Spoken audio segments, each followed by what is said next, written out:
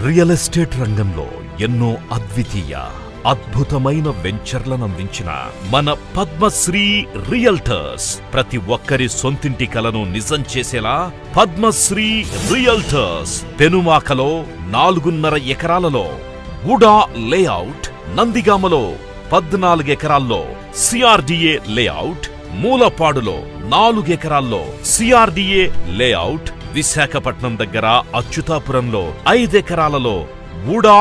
layout వెంచర్లని పూర్తి చేసుకుని తమ కస్టమర్ దేవుళ్లకందిస్తున్న మరో అపూర్వ కానుక,